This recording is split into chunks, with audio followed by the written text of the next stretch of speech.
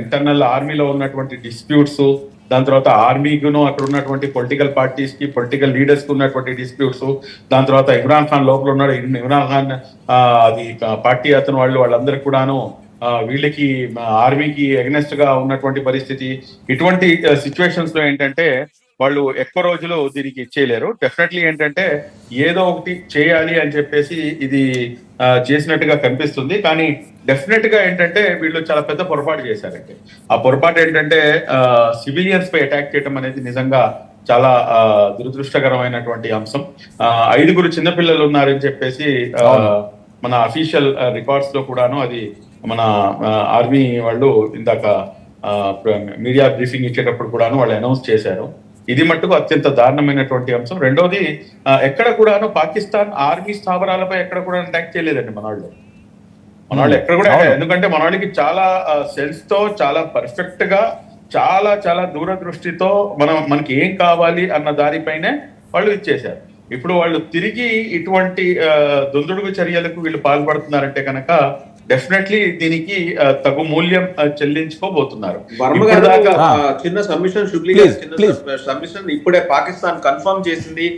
Pakistan confirms loss of 2 JF-17s to Indian SAMs. 2 JF-17 ని మా JF-17 ధ్వంసమయ్యాయి. 1 F-16 also shot down.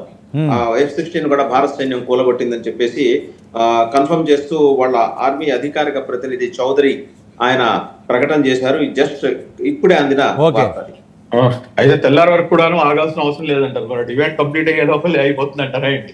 అలాగే కనిపిస్తుంది పరిస్థితి చూస్తుంటే 100% ఇన్షాల్లా. కాబట్టి మనం ఎక్కువగా దీని గురించి ఏంటంటే సార్ మనం ఇవ్వాల్సిన అవసరం లేదు. ఎందుకంటే ఒక్కసారి అంటే సిప్లీ గారు ఇక్కడ ఆలోచించడం ఏంటంటే ఉగ్రవాదులను లేకపోతే వాళ్ళు పెంచి పోషించే వాళ్ళను ఏం చేసినా పర్లేదు. సో ఈ అటాక్స్ లో సామాన్యమైన ప్రజలు పోతారు కదా అని కదా అందరూ టెన్షన్ పడేది. అది అయితే చూడండి, ఇప్పుడు ఎవరు కూడాను యుద్ధాన్ని కోరుకోరండి. యుద్ధ నీతిని పాటిస్తారు అంతే తప్పించి నేను అనేక సార్లు మనం మన భారతదేశంపై ఎంత మనకి మక్కువతో, మనం ఎంత సెంటిమెంటల్ గా ఫీల్ అయ్యి, మనం ఎంత దీంతో మాట్లాడినా కూడా కానీ అల్టిమేట్ గా నేను అనేకమైనటువంటి టీవీ డిబేట్స్ లో చెప్పాను.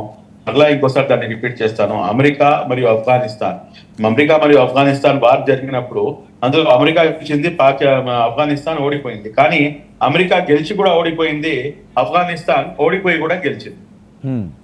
కాబట్టి యుద్ధం వల్ల దేనికి కూడాను సొల్యూషన్ కాదండి. కానీ ఇక్కడ వస్తున్నటువంటి సమస్య ఏమిటంటే దాదాపు 78 సంవత్సరాల నుంచి వీరి యొక్క బుద్ధి సేమ్ యాజ్ ఇట్ ఈస్ కుక్కతో ఒక వంకర మాదిరిగానే నడుస్తుంది. కాబట్టి వీరికి సరి అయినటువంటి గుణపాఠం వన్స్ ఫర్ ఆల్ నేర్పించాల్సినటువంటి అవసరం ఎంతైనా ఉంది. అందులో అయితే అనుమానమే లేదు. ఇప్పుడు మనం తప్పు ఎక్కడ జరిగింది సార్? బేసిక్ మూలం కనిపిస్తుంది కదా. 26 మంది వాళ్ళు ఏం తప్పు చేశారు, ఎందుకని చెప్పేసి వాళ్ళని చంపారు, ఎందుకని చెప్పేసి నువ్వు హిందువా ముస్లిమా అని చెప్పేసి కనుక్కొని చంపి ఈ రోజున మీరు ఒక కుట్ర పన్నారు భారతదేశంపై. ఏదో రకంగా ఇక్కడ ఒక మైండ్ గేమ్ ఆడి డిస్టర్బ్ చేయాలి అని చెప్పేసి అనేకమైనటువంటి కుట్రలు ఉన్నాయి దాంట్లో. సిక్కుల్ని కూడాను అందులో ఒక భాగస్వామ్యం చేద్దాం అనుకున్నారు. కానీ దానికి చాలా చాకచక్యంగా ఇండియన్ గవర్నమెంట్ చాలా